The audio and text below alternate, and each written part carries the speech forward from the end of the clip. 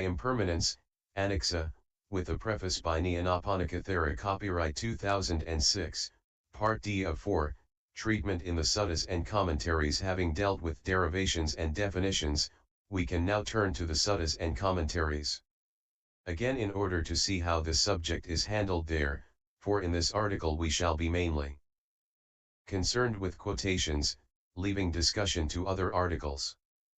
But at this point, it is convenient to approach the doctrine of impermanence first from the point of view of it as a description of what actually is, yathaa-bhuuta, leaving till later the point of view of it as a basis for evaluation and judgment, which is the reason and justification for the description. Impermanence is observable empirically and is objectively and publicly evident, always if looked for, and from time to time forcing itself upon our notice. Externally it is found in the inconstancy of things, which extends even to the periodical description of world systems, and in oneself it can be observed, for instance, in the body's inadequacy, aadiinava, because it ages, is prone to sickness, dies, and gradually decays after death. CMN 13, life is short, and 7.70. But it would be better for an untaught ordinary man to treat as self-attaa this body, which is constructed upon the four great entities mahaa-bhuuta, than cognizance citta. Why? Because this body can last 1 year, 2 years, even 100 years. But what is called cognizance and mind, mano, and consciousness 6 naa.na rises and ceases differently through night and day, just as a monkey ranging through a forest seizes a branch, and, letting that go, seizes another. Nevertheless, observance of empirical impermanence might not alone suffice for the radical position accorded by the Buddha to this characteristic. This is established, however, by discovery, through reasoned attention, of a regular structure in the subjective-objective process of its occurrence. This body, for example, is impermanent, it is formed sa.gata, and it is dependently arisen Piyadassi SN 36.7 volume 4, 211, CFSN 22.21 volume 3, 24. Here, in fact, 3 aspects are distinguished, 3 necessary and interlocking constituents of impermanence, namely change, formation, as this, not that, without which no change could be perceived, and a recognizable pattern in a changing process, also called specific conditionality, attaa, which pattern is set out in the formula of dependent origination. Piyadassi, we shall take these 3 aspects in order. There is no single treatise on the characteristic of impermanence either in the Tipitaka or its commentaries, and so we shall have to bring together passages from a number of sources. We may also bear in mind that the Buddha does not confine descriptions of a general nature such as this to the observed alone, but extends them to include the observer, regarded as actively committed in the world he observes and acting on it as it acts on him, so long as craving and ignorance remain unabolished. That in the world by which one perceives the world loka sannii and conceives concepts about the world lokamanii, is called the world in the Aryas' discipline. And what is it in the world with which one does that? It is with the eye, ear, nose, tongue, body, and mind. That same world is being worn away, that is why it is called world loka, SN 35.82. That impermanence is not only appropriate to all of any arisen situation but also to the totality of all arisen situations. Bhikkhu, there is no materiality whatever, feeling, perception, formations, consciousness whatever that is permanent, everlasting, eternal, not subject to change, that will last as long as eternity. Then the Blessed One took a small piece of cow dung in his hand. He told the Bhikkhu, Bhikkhu, if even that much of permanent, everlasting, eternal individual selfhood, adabhava, not subject to change, could be found, then this living of a life of purity brahmacharya could not be described as for the complete exhaustion of suffering. SN 22.96. And again, Bhikkhus, I do not dispute with the world in the sense of other people, the world disputes with me, no one who proclaims the true idea Dhamma disputes with anyone in the world. What wise men in the world say there is not. Natha, that I too say there is not, and what wise men in the world say there is athaa, that I too say there is. Wise men in the world say there is no permanent, everlasting, eternal materiality not subject to change, and I too say there is none. And likewise with the other four categories. Wise men in the world say that there is impermanent materiality that is unpleasant and the subject to change, and I too say there is that. SN 22.94. Impermanence, it is pointed out in the commentaries, is not always evident unless looked for. The characteristic of impermanence does not become apparent because, when rise and fall are not given attention, it is concealed by continuity. However, when continuity is disrupted by discerning rise and fall, the characteristic of impermanence becomes apparent in its true nature. When continuity is disrupted means when continuity is exposed by observation of the perpetual alteration of dhammas as they go on occurring in succession. For it is not through dhammas connectedness that the characteristic of impermanence becomes apparent to one who rightly observes rise and fall, but rather the characteristic becomes properly evident through their disconnectedness, regarded as if they were iron darts. This leads us to the second of the three aspects, that of the formation mentioned above, for to be impermanent is to have a beginning and an end, to have rise and fall. Bhikkhus, there are three formed characteristics of the formed, arising is evident and fall is evident and the alteration of what is present. Titasa and nathatam is evident, and 3.47. And one who possesses the five factors of endeavor padhani yana has understanding, possesses understanding pa and na extending to rise and disappearance, DN 33. Anicca makes use of the empirically observable in order to arrive at the radical concept of rise and fall. A cup gets broken, VBHA 49, the azoka tree's shoot can be seen to change in the course of a few days from pale to dark red and then through brown to green leaves, which eventually turn yellow, wither, and fall to the ground. Viscount CHXX/P 625. The illustration of a lighted lamp is also used, where it goes to when its oil and wick are used up no one knows. But that is crudely put, for the flame in each third portion of the wick as it gradually burns away ceases there without reaching the other parts. That is crudely put too, for the flame in each inch, in each half inch, in each thread, in each strand, will cease without reaching the other strands, but no flame can appear without a strand. By regarding seeming stability in ever shorter periods and minuter detail, a momentary view is arrived at.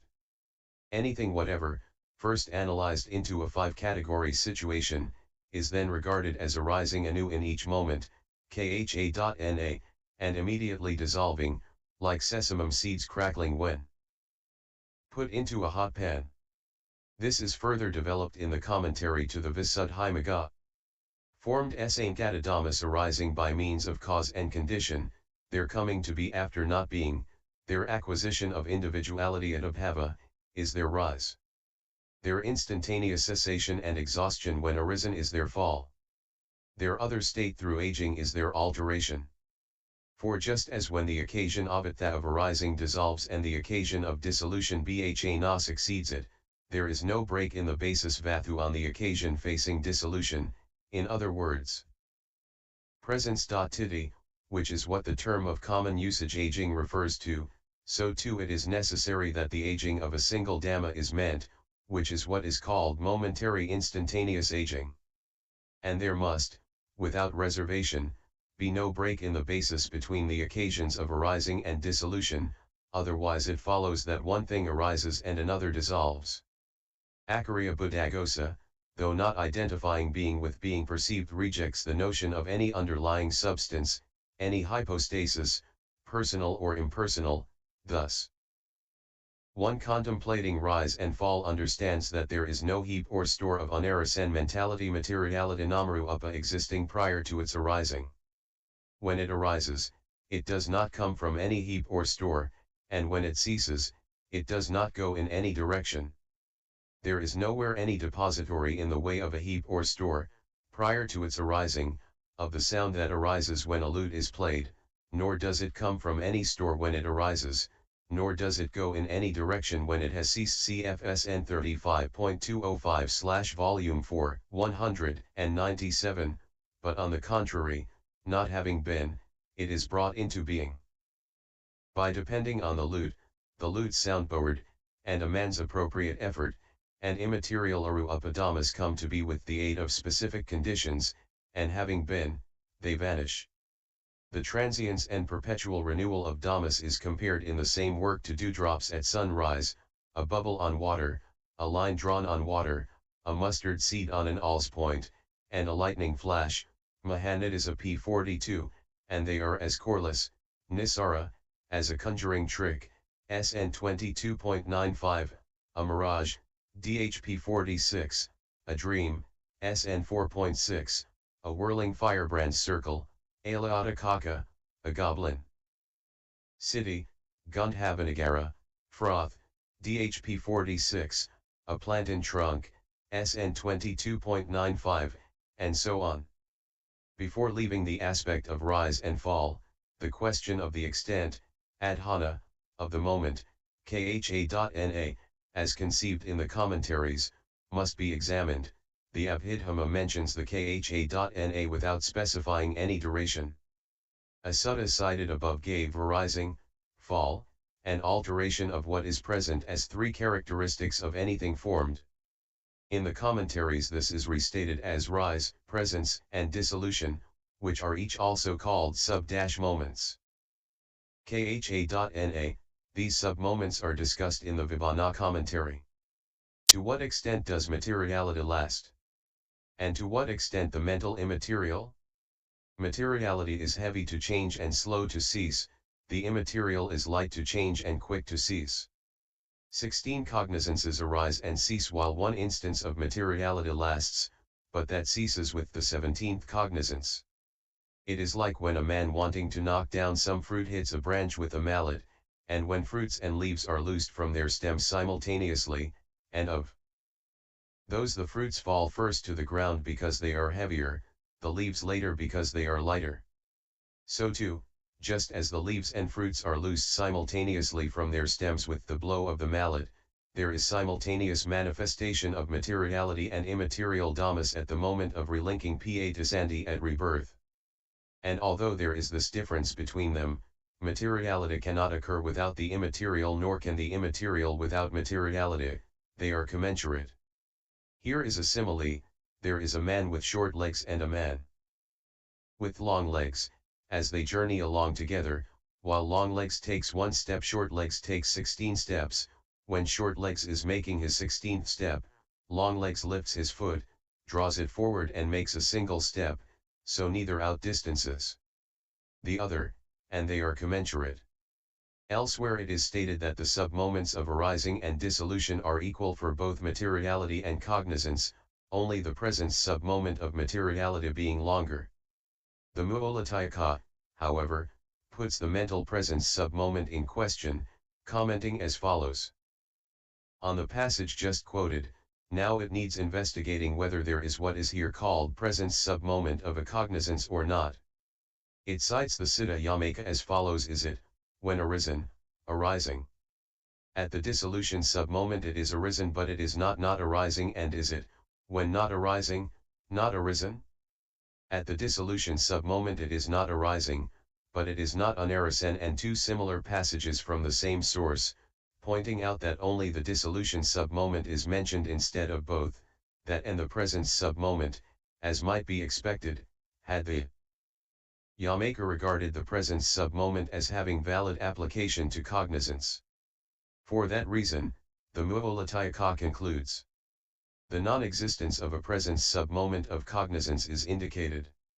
For although it is said in the Suttas the alteration of what is present is evident in 3.47/Volume I, 152, that does not mean either that a continuity alteration which is evident cannot be called presence. Titi because of absence of any alteration of what is one only, or that what is existent vijamana by possessing the pair of sub-moments of arising and dissolution cannot be called present. Theta.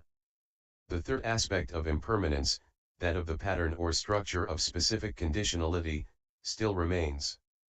It is briefly stated thus: that comes to be when there is this, that arises with the arising of this, that does not come to be when this is not, that ceases with the cessation of this. Mn 38, or in the words that first awakened the two chief disciples, a Tathagata has told the cause of dhammas that have come into being due to a cause, and that which brings their cessation too, such is the doctrine preached by the great Sama.na, MVKH1. In more detail we find, consciousness acquires being samhoti by dependence on a duality. What is that duality? It is I, which is impermanent, changing, becoming other, and visible objects, which are impermanent, changing, and becoming other, such is the transient, fugitive duality of I visible objects, which is impermanent, changing, and becoming other. I consciousness is impermanent, changing, and becoming other, for this cause and condition, namely, I visible objects for the arising of I consciousness being impermanent, changing, and becoming other. How could I consciousness, arisen by depending on an impermanent condition, be permanent? Then the coincidence, concurrence, and confluence of these three impermanent dhammas is called contact phasa, but I contact too is impermanent, changing, and becoming other, for how could I contact, arisen by depending on an impermanent condition, be permanent? It is one touched by contact who feels videti, likewise who chooses kateti, likewise who perceives, so these transient, fugitive dhammas too, namely, feeling, choice, and perception, are impermanent, changing, and becoming other. The same treatment is accorded to ear sounds, nose odors, tongue flavors, body tangibles, and mind ideas. SN 35.93/Volume 4, 67-8. By further development we come to the formula of dependent origination, Piyadassi Samapayata. But that is beyond the scope of this article. Impermanence as a subject for contemplation and basis for judgment. The Buddha's last words were, Handadani bhikkhava amantayadamaivyo, vayadhama asanka ara, apimatana sampayadetha. Indeed, bhikkhus, I declare to you, all formations are subject to dissolution, attain perfection through diligence. DN 16. A little earlier he had said, has it not already been repeatedly said by me that there is separation, division, and parting from all that is dear and beloved? How could it be that what is born, come to being, formed, and is liable to fall, should not fall? That is not possible. DN 16. There are, besides these, countless passages where this exhortation is variously developed, from which only a few can be chosen. Bhikkhus, when a man sees as impermanent the I and the rest, which is impermanent, then he has right view. SN 35.155. Bhikkhus, formations are impermanent, they are not lasting, they provide no real comfort, so much so that that is enough for a man to become dispassionate, for his lust to fade out, and for him to be liberated. In 7.62. What is perception of impermanence? Here, Ananda, a bhikkhu, gone to the forest or to the root of a tree or to a room that is void, considers thus, materiality is impermanent, feeling, perception, formations, consciousness is impermanent. He abides contemplating in this way impermanence in the 5 categories affected by clinging. In 10.60. What is perception of impermanence in the world of all the world? Here, Ananda, a bhikkhu is humiliated, ashamed, and disgusted with respect to all formations. In 10.60.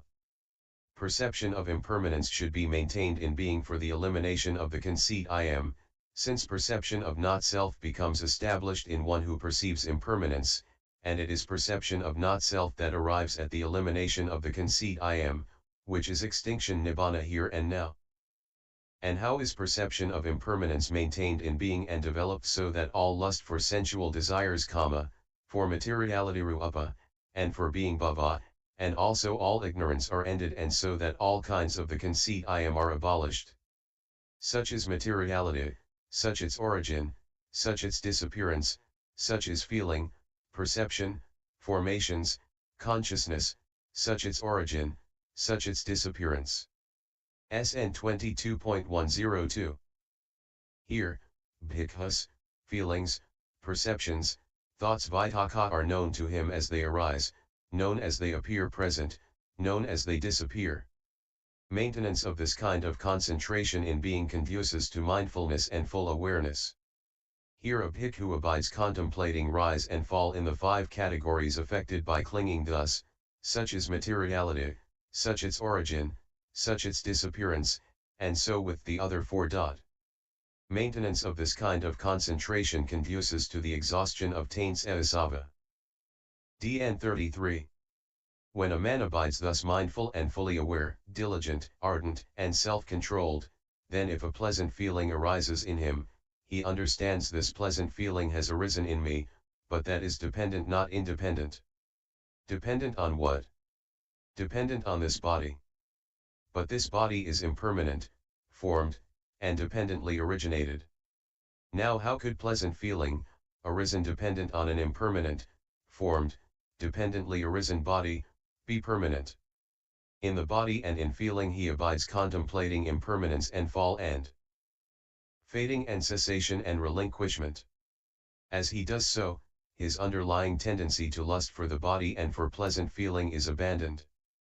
Similarly, when he contemplates unpleasant feeling, his underlying tendency to resistance attaa to the body and unpleasant feeling is abandoned, and when he contemplates neither unpleasant nor pleasant feeling, his underlying tendency to ignorance of the body and of that feeling is abandoned.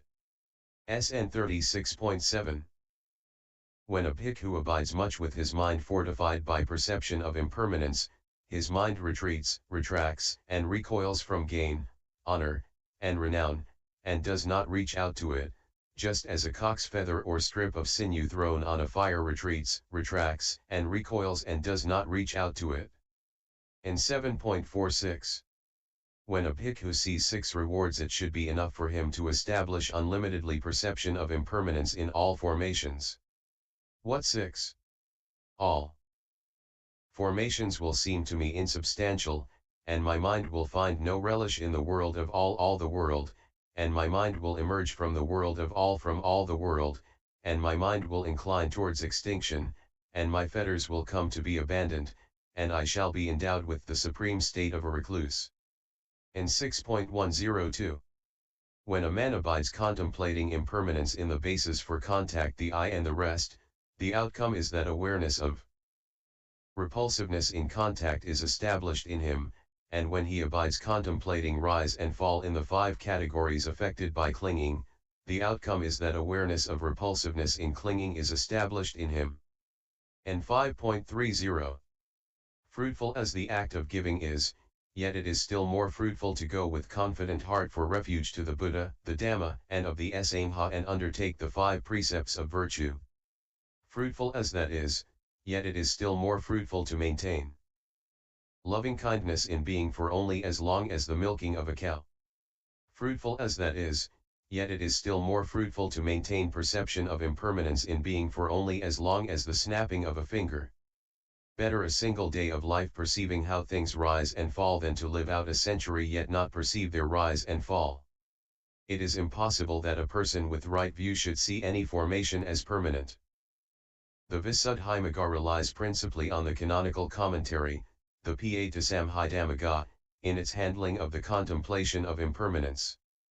There that contemplation introduces the first of what are called the 8 knowledges, a classification peculiar to the Visuddhimagga, namely, the knowledge of contemplation of rise and fall, na.na.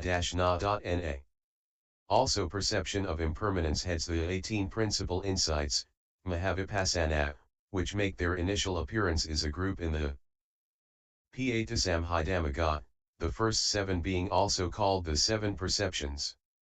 In this connection it is stated as follows. One who maintains in being the contemplation of impermanence abandons perception of permanence, and the contemplation of impermanence and contemplation of the signless are one in meaning and different only in the letter. Since one who maintains in being the contemplation of the signless abandons the sign of permanence, etc.